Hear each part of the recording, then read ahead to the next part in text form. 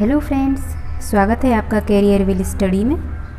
आज हम आपके लिए लेकर आए हैं डीएलएड चतुर्थ सेमेस्टर 2020 का चतुर्थ प्रश्न पत्र गणित। तो आज हम चतुर्थ प्रश्न पत्र का सॉल्यूशन कराएंगे। तो स्टार्ट करते हैं हम वीडियो। तो पहला क्वेश्चन है हमारे पास वस्तुनिष्ठ। वस्तुनिष्ठ क्वेश्चन में पहला क्वेश्चन है, यदि cos A बराबर 0 हो तो A का मान होगा। ऑप्शन दे रखे हैं 30 डिग्री, 90 डिग्री, 60 डिग्री, 45 डिग्री या 60 डिग्री। तो ये क्वेश्चन कैसे करेंगे हम? क्वेश्चन है हमारे पास cos A बराबर 0।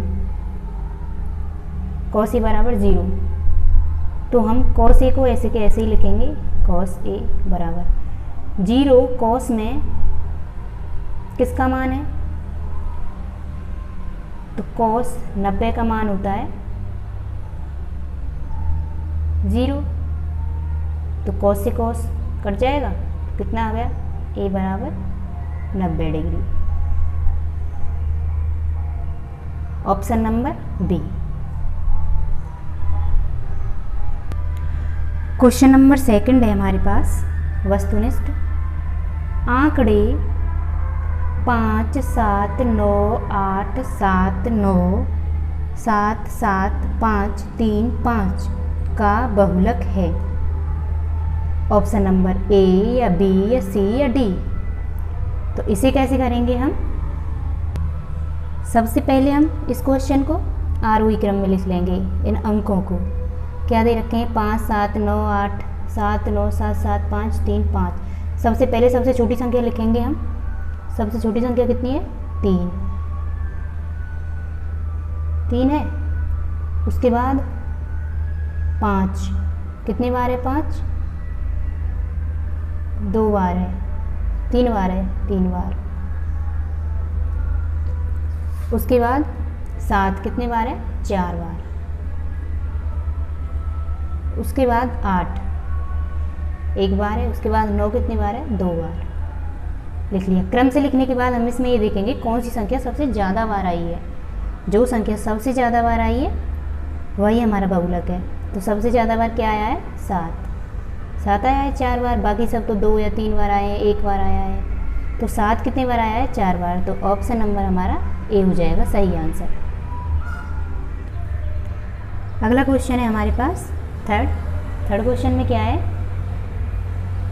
थर्ड क्वेश्चन में हमारा रूट में b upon A into root में c upon B into root में a अपॉन सी का मान होगा।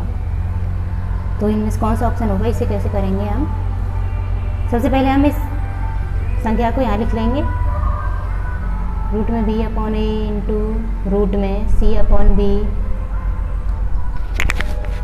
इंटू रूट में a अपॉन सी। हम इसे अलग अलग करके लिख लेंगे। पहले रूट में b अपॉन में रूट में a इंटू ये भी ऐसे ही रूट में c अपॉन में रूट में b इंटू रूट में a अपॉन में रूट में c। तो देखो रूट a से root a cancel, root c से रूट c और रूट b से रूट b। कितना आ गया आंसर? 1। ऑप्शन नंबर सी हो जाएगा हमारा। अगला क्वेश्चन है हमारे पास फोर्थ क्वेश्चन में क्या है कि एक वृत्त का व्यास 12 सेंटीमीटर है, वृत्त की परिधि है। तो हमें वृत्त की परिधि ज्ञात करनी है। तो कैसे करेंगे? वृत्त की परिधि, वृत्त का व्यास है हमारे पास 12 सेंटीमीटर और वृत्त का व्यास क्या होता है? d। d बराबर है हमारे पास 12 सेंटीमीटर। वह निकालना क्या है? वृत्त की परिधि।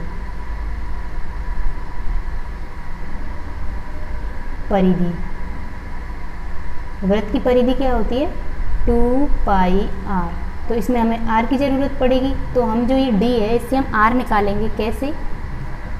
d बराबर r बराबर क्या फॉर्मूला होता है? r बराबर d अपॉन में 2। तो r बराबर d की वैल्यू क्या है? 12 बट्टे में 2। तो r की वैल्यू कितनी आ गई? 6। तो r की वैल्यू आ गई हमारी 6। तो यहाँ पे हम r की वैल्यू 6 रख लेंगे। 2 इंटू पाई की जगह पाई और r की जगह 6। तो 6 दूनी 12, 12 पाई। आंसर कितना आ गया हमारा 12 पाई। ऑप्शन नंबर ए हो जाएगा। अगला क्वेश्चन है हमारे पास फिफ्थ क्वेश्चन में क्या है कि समांतर चतुर्भुज के अंत कोणों का योग होता है। क्या होता है? समांतर चतुर्भुज के अंत कोणों का योग। समांतर चतुर्भुज क्या होता है? चतुर्भुज ये, और चतुर्भुज के जो ये अंदर के कोण है ये 90 डिग्री के होते हैं सारे। 90 डिग्री, 90 डिग्री, 90 डिग्री। तो 90 डिग्री को क्या कहते हैं? समकोण। तो ये कितने समकोण आ गए इसके अंदर? 4 समकोण। यानी कि समांतर चतुर्भुज के अंत कोणों का योग क्या होगा? 4 समकोण, जितने उसके अंदर आए हैं। तो ऑप्शन नंबर डी हो जाएगा हमारा। अगला क्वेश्चन है हमारे पास अतिलघु। अब हमारे अतिलघु क्वेश्चन स्टार्ट हो चुके हैं। 6 क्वेश्चन है। तो अतिलघु क्वेश्चन में क्या दिया है? 2 सिक्कों को एक साथ उछाला जाता है, दोनों सिक्कों पर एक साथ शीर्ष आने की संभावना ज्ञात कीजिए। एक साथ शीर्ष आने की संभावना। तो ये क्वेश्चन कैसे करेंगे हम? देखो, सबसे पहले अगर हम कोई सिक्का उछालेंगे, कोई भी सिक्का उछालेंगे तो उसमें कंडीशन क्या होंगी? पहला सिक्का मान लीजिए ये हमारे पास पहला सिक्का है और ये दूसरा। तो एक बार तो ये हेड आएगा, एक बार हेड मान लेते हैं, एक बार ये हेड आया और ये टेल आया। एक बार ये हेड आया और ये भी हेड आया। एक बार ये टेल आया और ये भी टेल आया। और एक बार ये टेल आया और ये हेड आया। तो इतनी कंडीशन हो सकती है बस इसमें, इसके अलावा कंडीशन नहीं होंगी। तो इतनी कंडीशन हो सकती है। तो देखो इसमें क्या पूछा है? दोनों सिक्कों पर एक साथ शीर्ष आने की प्रायिकता, संभावना। शीर्ष यानी कि हेड, हेड को ही शीर्ष कहते हैं। तो हेड आने की संभावना क्या होगी? एक साथ हेड। तो एक साथ हेड कितनी बार आया है? एक साथ हेड सिर्फ इस कंडीशन में आया है, एक बार आया है बस, एक साथ हेड दोनों में। तो इसका प्रायिकता का फॉर्मूला क्या होता है?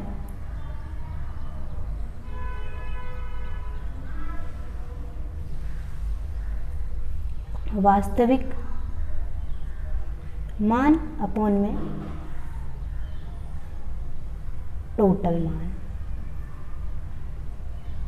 वास्तविक यानी कि कितने बार आया है हमारे पास हेड? एक बार। और टोटल कितने कंडीशन लागू की थी हमने? 4। यानी कि 1/4 प्रायिकता आ गई इसकी। आंसर हो जाएगा 1/4। अगला क्वेश्चन है हमारे पास अतिलघु का 7 क्वेश्चन। देखिए 7 क्वेश्चन में क्या है? एक लंबवृत्तीय बेलन के आधार का क्षेत्रफल 100 सेंटीमीटर स्क्वायर है। यदि बेलन की ऊंचाई 10 सेंटीमीटर है तो बेलन का आयतन ज्ञात कीजिए। ये कैसे करेंगे हम? सबसे पहले हम बेलन बनाएंगे एक। ये बन गया बेलन।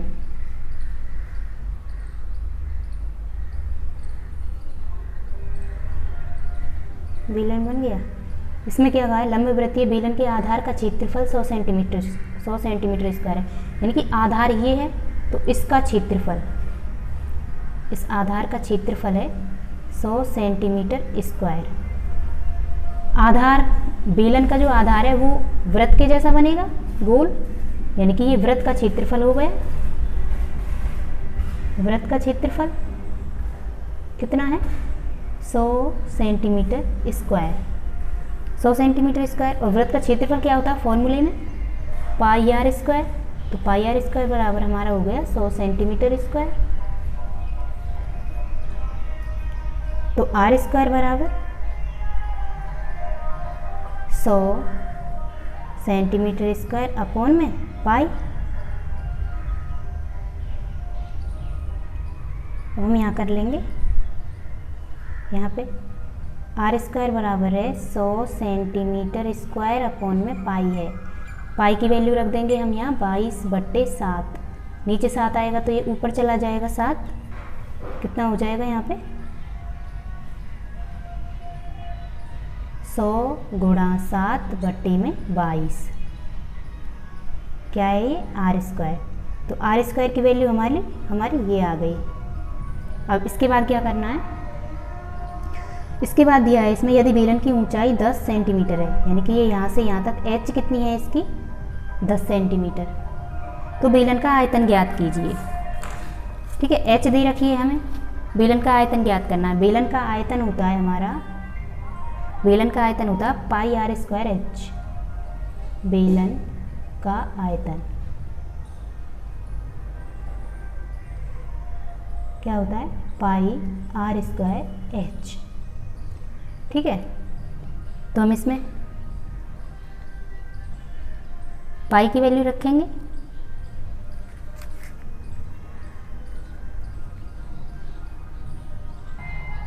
ठीक है, इसमें हम पाई की वैल्यू रखेंगे 22/7, पाई की वैल्यू 22/7 होती है, गुणा आर की वैल्यू क्या है 100 ×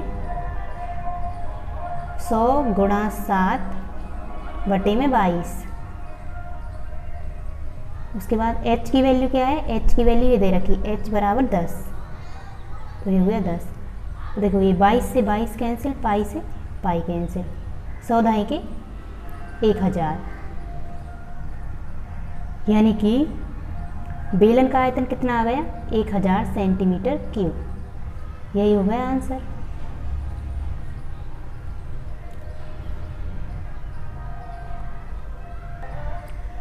अगला क्वेश्चन है हमारे पास 8th अतिलघु का 8th क्वेश्चन है, समीकरण x² + 7x + 10 = 0 को हल कीजिए। ये तो सभी को आता ही होगा, लेकिन फिर भी हम सॉल्व करवा देते हैं। x² + 7x + 10, इसे कैसे हल करेंगे, हम जो ये 10 है, जो ये लास्ट और फर्स्ट संख्या होती है, इसको हम मल्टीप्लाई कर लेते हैं। तो यहाँ पे तो कोई संख्या नहीं है, 1 मानेंगे, यहाँ पे x² का मल्टीप्लाई कर लेंगे बस, तो 10x² हो जाएगा।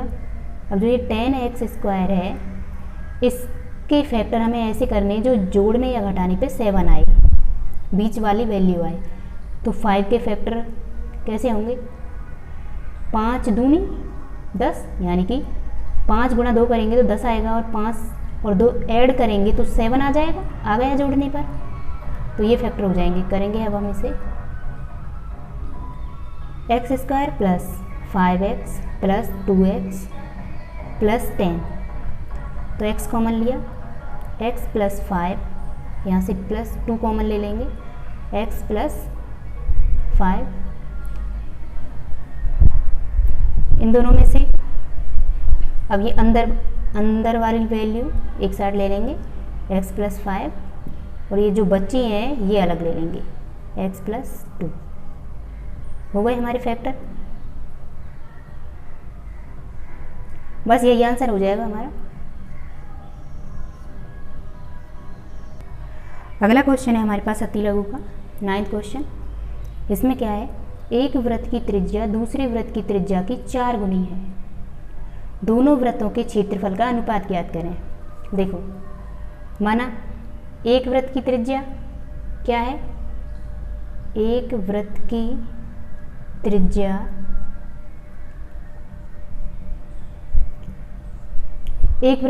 दूसरे वृत्त की त्रिज्या की 4 गुनी है। दूसरे वृत्त की त्रिज्या है हमारी, दूसरे की क्या मान लेते हैं, दूसरे की मान लेते हैं हम x त्रिज्या, और पहले वृत्त की क्या हो जाएगी 4 गुनी, यानी कि 4x। दूसरे वृत्त की x तो पहले वृत्त की 4x। अब इसमें क्या कहा है, दोनों वृत्तों के क्षेत्रफल का अनुपात। वृत्त का क्षेत्रफल क्या होता है पाई आर स्क्वायर, तो पहले वृत्त का क्षेत्रफल अपॉन में दूसरे वृत्त का क्षेत्रफल।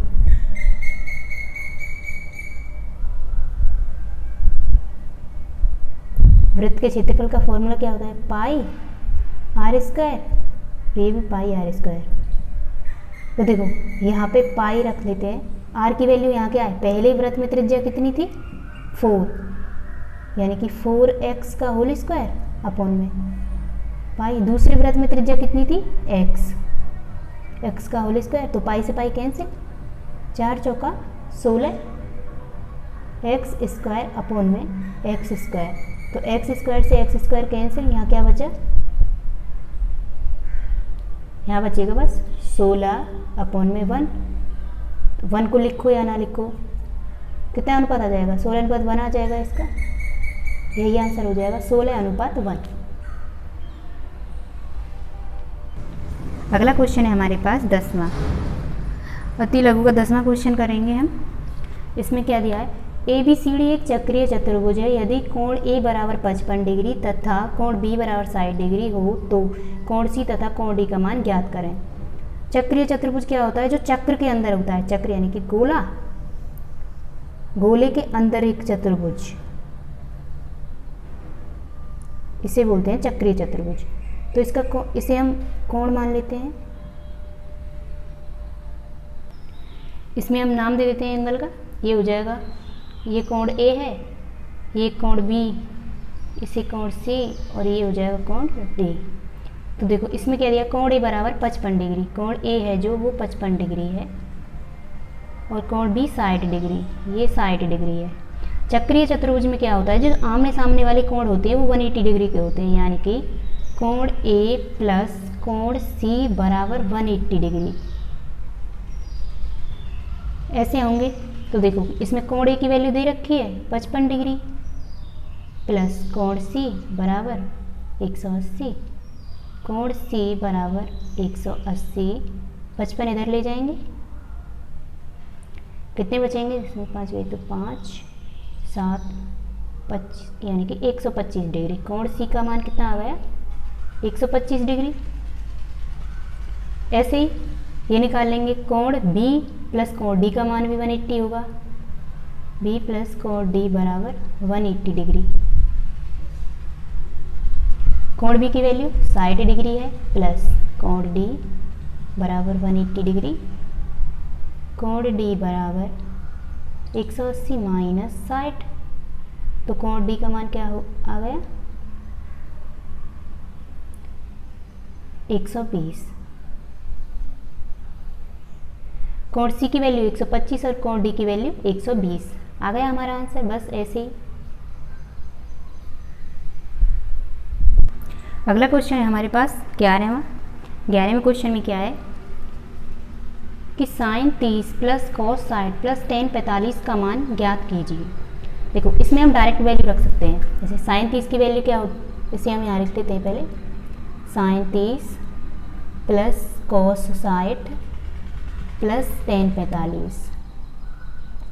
साइन 30 की वैल्यू क्या होती है 1/2, प्लस कॉस 60 की वैल्यू क्या होती है, कॉस 60 की भी 1/2, और टेन 45 की वैल्यू 1।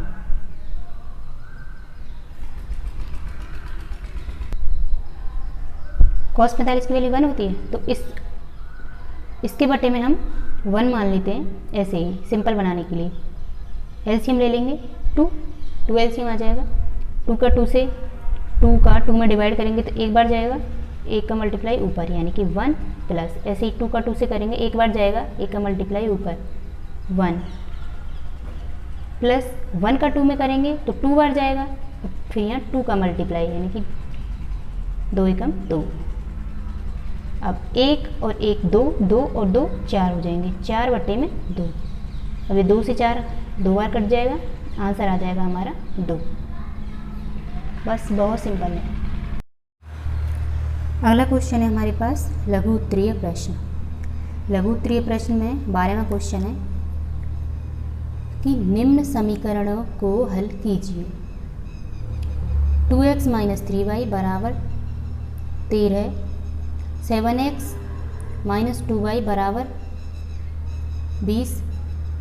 तो इसे कैसे, हमें इसमें x और y की वैल्यू निकालनी है। कैसे निकालेंगे, सबसे पहले हम ऐसे करेंगे, x की वैल्यू या y की वैल्यू दोनों में सेम कर लेंगे, दोनों में सेम कर लेंगे। जैसे कि ये 2x है और यहाँ पे 7x है, यहाँ 3y है, यहाँ पे 2y है, तो इसे ऐसे कर लेंगे। यहाँ पे अगर 2 दोनों में सेम वैल्यू होनी चाहिए, जैसे कि यहाँ अगर 7 है x के सामने तो यहाँ भी 7 होना चाहिए। तो सेम वैल्यू करने के लिए हम क्या करेंगे, इसमें 7 का मल्टीप्लाई कर लेंगे और इसमें 2 का मल्टीप्लाई, यानी कि इस 2 का मल्टीप्लाई नीचे और इस नीचे वाले 7 का मल्टीप्लाई ऊपर, इससे सेम हो जाएगी वैल्यू। तो कैसे करेंगे, 7 का मल्टीप्लाई, इसका अंदर मल्टीप्लाई करेंगे 7 का इसमें और 2 का इसमें, 7 दूनी 14x,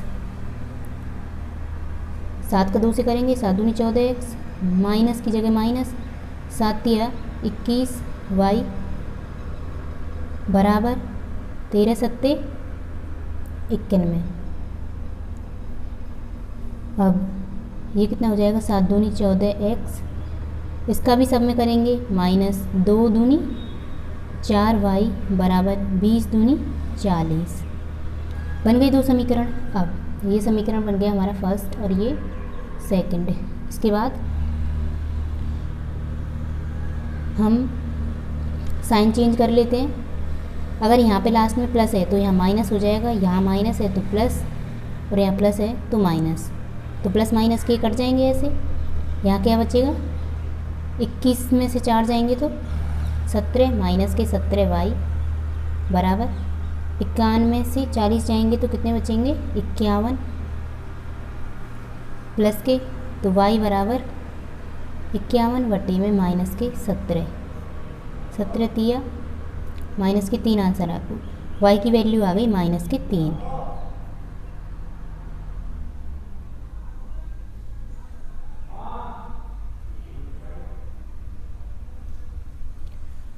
y की वैल्यू माइनस की 3 आ गई। अब इसमें हम ऐसा करेंगे, y की वैल्यू या तो हम फर्स्ट समीकरण में रख लें या सेकंड समीकरण में रख लें, दोनों में से किसी एक समीकरण में रख लेते हैं तो x की निकल आएगी। जैसे हमने ले लिया फर्स्ट समीकरण, y का मान समीकरण 1 में रखने पर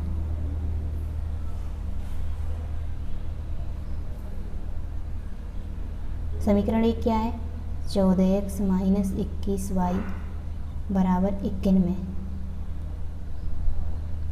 तो 14x माइनस 21y की वैल्यू क्या है माइनस 3 बराबर 91। 14x माइनस 21 63, माइनस माइनस हो जाएंगे प्लस बराबर 91। 14x 91 इस 63 को इधर ले जाएंगे माइनस में चला जाएगा। 14x बराबर कितने बचेंगे यहाँ,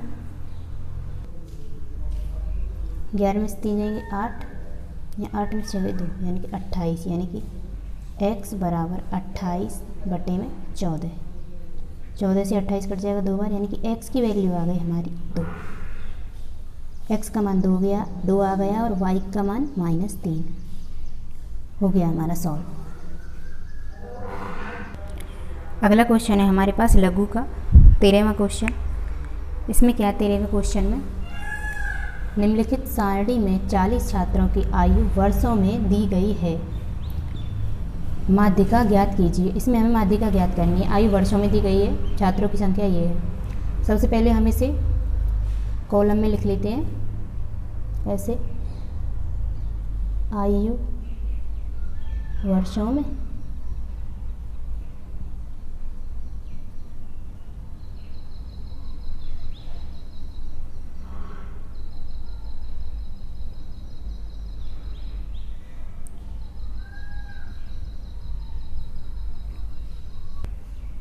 और यहाँ पे छात्रों की संख्या।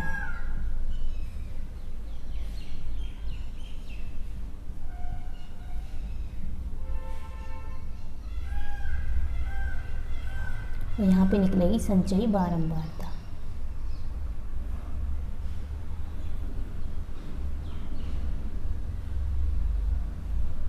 ओके, आयु वर्षों में कितनी है 10, 12, 14, 16 और 18, और ये है 4, 8, 12, 6 और 10।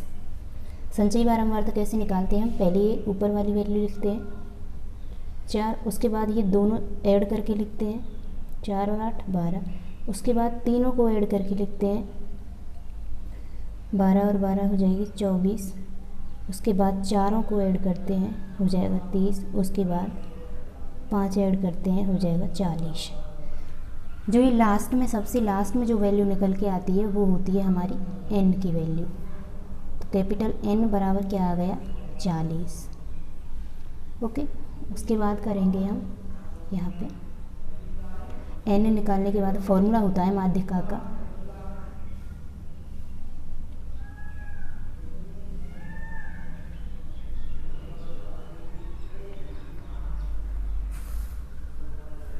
माध्यिका का फॉर्मूला होता है n/2वां पद प्लस n/2 + 1वां पद, और इस सब के अपॉन में 2 आ जाएगा। तो कैसे याद करेंगे, n की वैल्यू क्या है 40, 40/2वां पद प्लस 40/2 + 1वां पद, और इस सब के बट्टे में 2। तो ये क्या आ गया, काटेंगे तो 20 प्लस ये काटेंगे 20 और 21 और अपॉन में 2। तो इसमें देखेंगे हम यहाँ 20 है, यानी कि 20वां पद, 20वां पद क्या है यहाँ पे 20 कहाँ है, 20 किसके ज़्यादा नज़दीक है, यानी कि 24 के ज़्यादा नज़दीक है, 20 24 के ज़्यादा नज़दीक है। तो हम इसके सामने वाली वैल्यू लेते हैं, 24 के बिल्कुल सामने कौन सी वैल्यू आ रही है यहाँ पे 14। तो 20 की वैल्यू क्या हो जाएगी 14 प्लस 21 भी किसके ज़्यादा नज़दीक है 24 की, तो इसकी 21 की वैल्यू भी क्या हो जाएगी 14 और बट्टे में 2। 14 और 14 कितने हो गए 28 बट्टे में 2, 2 से 28 काटेंगे तो 14 आ जाएगी माध्यिका, आंसर आ जाएगा हमारा 14, यानी कि माध्यिका हमारी 14 आ गई। अगला क्वेश्चन है हमारे पास लघु का 14वें क्वेश्चन में क्या है कि 4 cot स्क्वायर 45 अंश माइनस सेक स्क्वायर 60 अंश प्लस साइन स्क्वायर 30 अंश का मान निकालना है। तो कैसे निकालेंगे, 4 की जगह 4 इंटू में cot 45 का मान क्या होता है 1, और 1 का क्या करना है हमें स्क्वायर, यहाँ पे स्क्वायर है इसलिए माइनस सेक साइड का मान क्या होता है, सेक साइड का मान होता है 2, सेक साइड का मान 2 होता है, तो 2 का हमें स्क्वायर करना है। उसके बाद प्लस साइन 30 का मान क्या होता है 1/2, और 1/2 का क्या करेंगे फिर हम स्क्वायर, क्योंकि यहाँ स्क्वायर है इसलिए स्क्वायर करेंगे।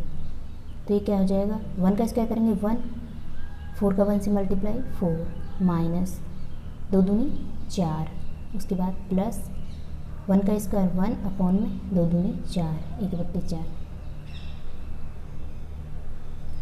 तो ये प्लस का 4 माइनस का 4 कट जाएंगे, क्या बचेगा 1/4। तो आंसर क्या आ जाएगा 1/4। अगला क्वेश्चन है हमारे पास लघु का 15वां क्वेश्चन। इसमें क्या दिया है, एक घनाभ की माप 98 सेंटीमीटर 42 सेंटीमीटर और 18 सेंटीमीटर है, इसके आयतन के बराबर आयतन वाले घन की भुजा ज्ञात कीजिए। तो कैसे ज्ञात करेंगे, सबसे पहले हम देखेंगे घनाभ का आयतन क्या होता है। घनाभ का आयतन होता है L × B × H, और घन का आयतन क्या होता है, घन का आयतन होता है भुजा का क्यू यानी कि AQ। तो इसमें क्या दिया है, दोनों के आयतन क्या हैं सेम है, तो दोनों के आयतनों को सेम लिख लेते हैं L × B × H, यानी कि दोनों के आयतन एक दूसरे के बराबर हैं, तो बराबर लिख लिए हमने एक दूसरे के।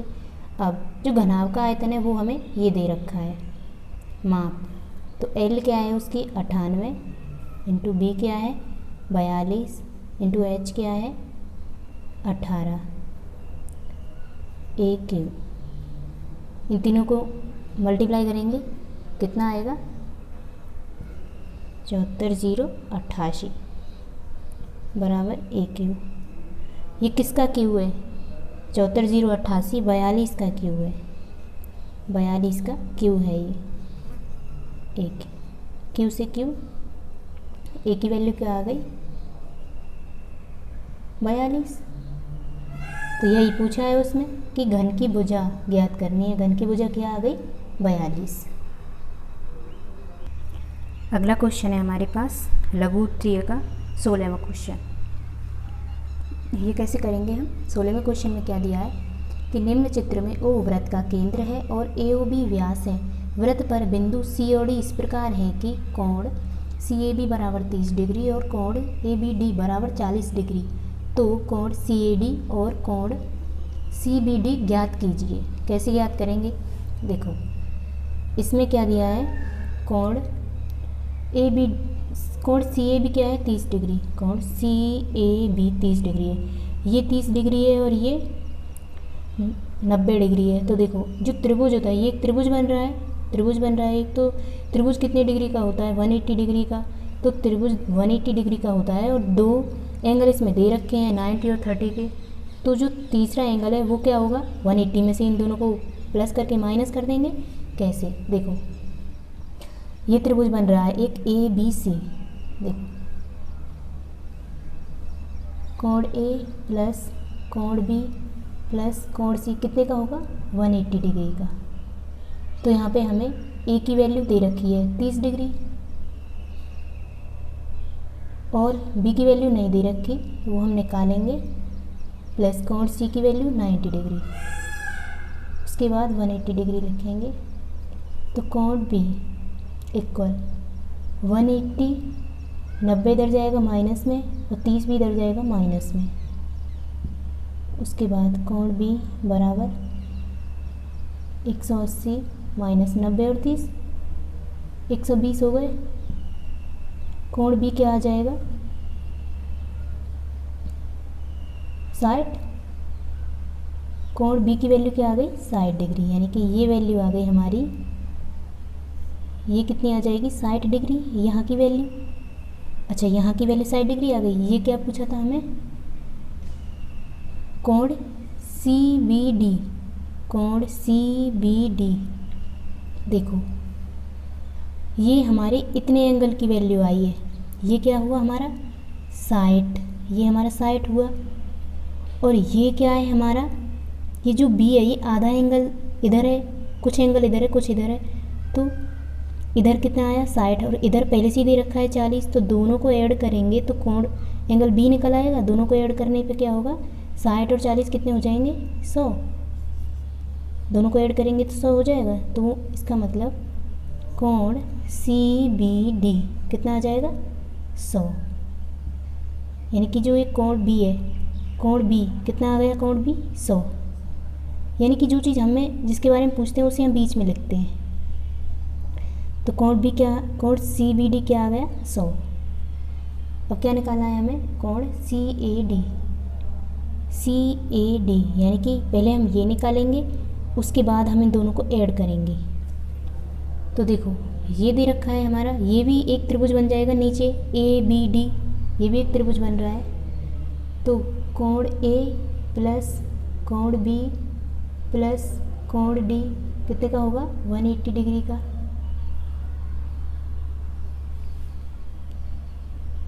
यहाँ लिख लेते हैं हम कोण A प्लस कोण B प्लस कोण C 180 डिग्री का। A की वैल्यू हमें पूछी है तो इसे हम ऐसे कैसे लिखेंगे? प्लस B की वैल्यू क्या दे रखी है? यानी कि जो इधर वाले हिस्से की जो त्रिभुज में आ रहा है उसकी वैल्यू क्या है? 40। प्लस कोण C की वैल्यू क्या है? C नहीं है, ये ABD है, D। तो D की वैल्यू क्या है? 90 डिग्री। 180 लिखेंगे इधर। तो कोण A बराबर 180 माइनस 90 और 40 130। कोण A बराबर कितना आ जाएगा यहाँ? 50। कोण A की वैल्यू क्या आ गई? 50। इधर इस आधे हिस्से की 50। अब आधे हिस्से की 50 और यहाँ पे पहले से 30 दे रखी है आधे की, तो ये दोनों को ऐड करेंगे तो ये कितनी आ जाएगी? कोण A की वैल्यू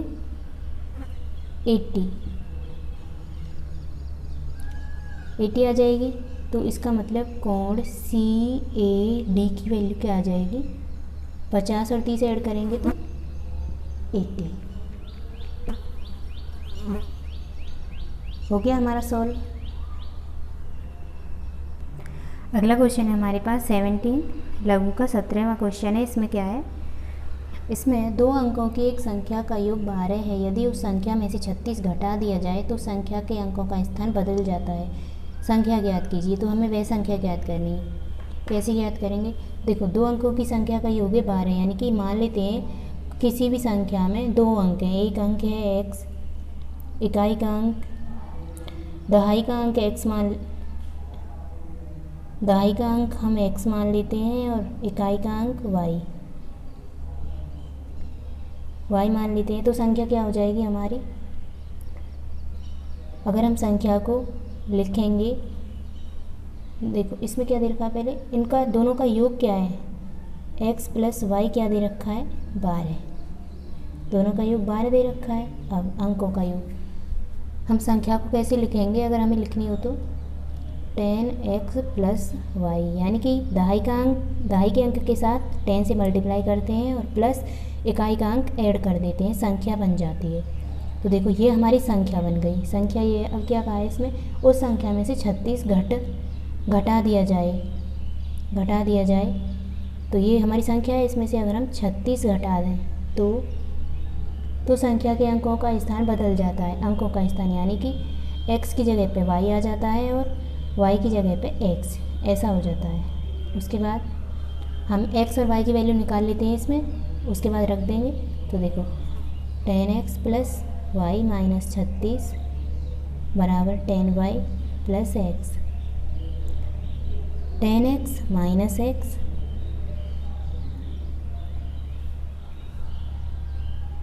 माइनस 10y और प्लस y बराबर 36। ये कितना हो जाएगा 9x, और ये भी 10 में से y जाएंगे तो 9y बराबर 36। अब यहाँ पे ले आते हैं, यहाँ से 9 कॉमन ले लेंगे तो x माइनस वाई बराबर क्या हो जाएगा 36, 9 से 36 कट जाएगा, x माइनस वाई बराबर क्या आ जाएगा 4, 9 चौका 36, 4 आ जाएगा। अब उसके बाद हम x y की वैल्यू कैसे निकालेंगे, देखो यहाँ पे पहला समीकरण दे रखा था x प्लस वाई की वैल्यू 12 और x माइनस वाई की वैल्यू 4। अब इन दोनों से हम x y की वैल्यू निकाल लेते हैं। समीकरण 1 और 2 से x प्लस वाई बराबर 12, x माइनस वाई बराबर 4। तो हम इसे करेंगे, ऐड करेंगे इन दोनों को, तो ये हो जाएगा हमारा 2x और ये कट जाएंगे, बराबर 12 और 4 16, 2 से ये x बराबर आ जाएगा हमारा 8। y की वैल्यू निकालने के लिए समीकरण 1 में मान रख देते हैं।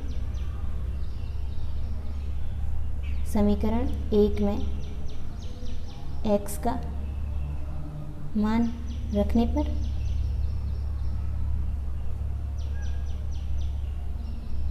यहाँ रख लेते हैं। समीकरण 1 क्या है, x प्लस वाई बराबर 12 है, x की वैल्यू 8 है, प्लस y बराबर 12, तो y बराबर 12 माइनस 8, यानी कि y की वैल्यू कितनी आ गई 4।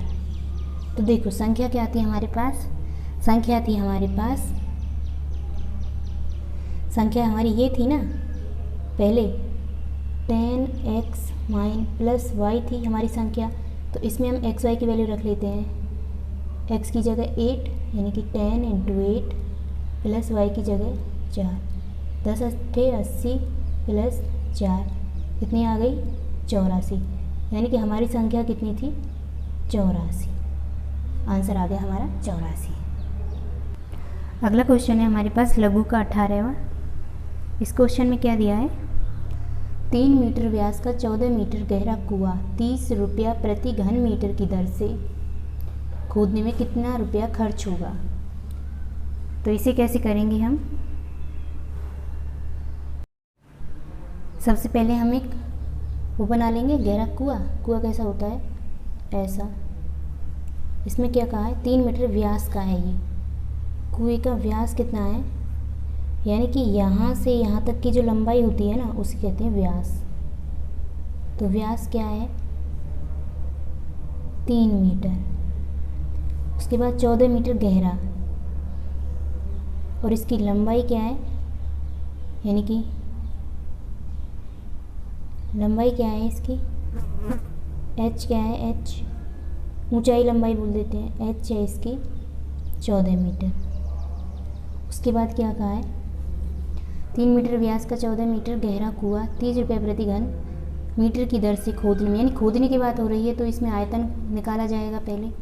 तो देखो ये क्या बन गया, बेलन। बेलन का आयतन क्या होता है, पाई आर स्क्वायर एच। देखो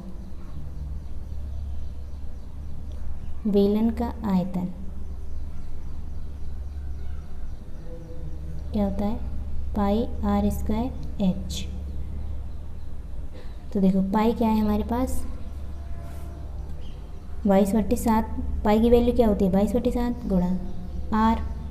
अगर हमारे पास व्यास यानी हमें आर निकालनी है, व्यास हमारा 3 सेंटीमीटर है, तो त्रिज्या कैसे निकालते हैं, आर निकालते हैं व्यास अपॉन में 2, यानी कि व्यास है 3/2, तो त्रिज्या क्या आ गई 3/2, 3/2 और ये इसका स्क्वायर इंटू में h क्या है 14। उसके बाद यहाँ कर लेंगे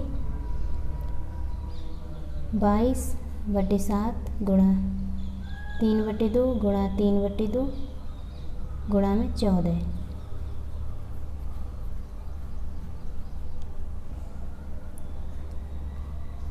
7 दूनी 14, 2 से 2 गया, 2 से 11 बार, 11 तिया 33, 33 तिया 99, यानी कि 99 सेंटीमीटर क्यूब आ जाएगा आयतन। तो देखो इसमें क्या कहा है कि अगर वो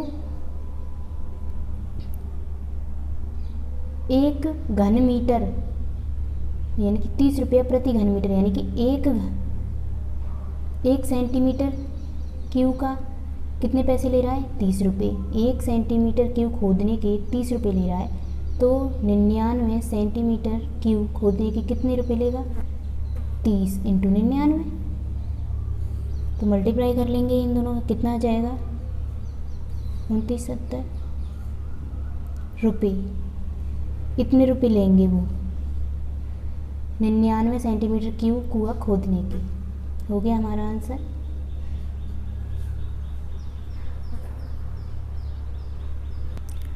अगर आपको हमारी वीडियो अच्छी लगी हो तो वीडियो को लाइक ज़रूर करना और हमारे चैनल को सब्सक्राइब करना, और कमेंट में ज़रूर बताना कि आपको हमारी वीडियो कैसी लगी।